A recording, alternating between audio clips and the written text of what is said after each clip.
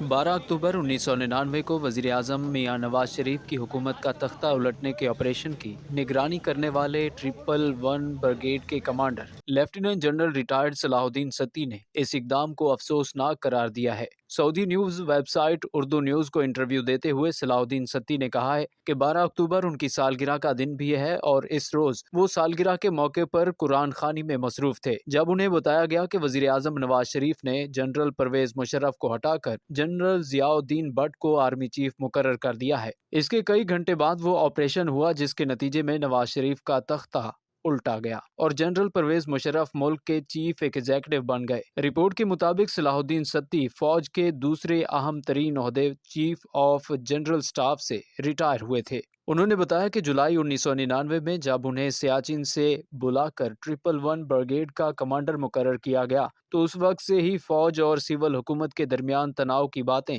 ज़बाने ज़द्देआम थी। कहा जा रहा था कि हुकूमत और फौज के दरमियान बहुत ज्यादा गलत फहमियां पैदा हो चुकी हैं। जियाउद्दीन भट्ट उस वक्त ISI के सरबराह थे और मीडिया का इस्तेमाल करके ये तासुर दिया जा रहा था कि शायद हम लोगों की जानिब से नवाज शरीफ का तख्ता उलटने की तैयारी की जा रही है। ये तासुर बिल्कुल गलत था। आखिरी वक्त तक हमें किसी ने नवाज शरीफ का तख्ता उलटने का हुक्म नहीं दिया था और न ही इसकी कोई पेशगी तैयारी थी। सलाहुद्दीन सत्ती ने बताया कि मैंने core commander Rawalpindi lieutenant general Mahmood Ahmed को फोन किया मगर वो गोल्फ खेलने गए हुए थे। मैंने उनकी अहलिया से कहा कि वो फौरन उन तक पैगाम पहुंचाएं और बताएं कि जनरल परवेज मुशर्रफ को हटाकर जनरल जियाउद्दीन भट्ट को आर्मी चीफ बना दिया गया है। इसके 10 मिनट बाद मुझे जनरल महमूद की कॉल आ गई जिसमें उन्होंने कहा कि आर्मी चीफ के जवान PTV भिजवाकर आर्मी चीफ की तब्दीली की खबर रुकवा दें। चुनाचे कुछ जवानों और ऑफिसर्स ने जाकर PTV की नशरियात रुकवा दी। इसके बाद वजीर आजम के military secretary brigadier Javed Malik वहां हथियार लेकर पहुंचे और वहां मौजूद अफसर को पिस्तौल दिखाकर कहा कि आप ऐसा नहीं कर सकते। मैं घर से ही इस ऑपरेशन को कंट्रोल कर रहा था और फोन पर तमाम मालूमात ले रहा था और हिदायत देता रहा। ऐवान सदर से यूनिट PTV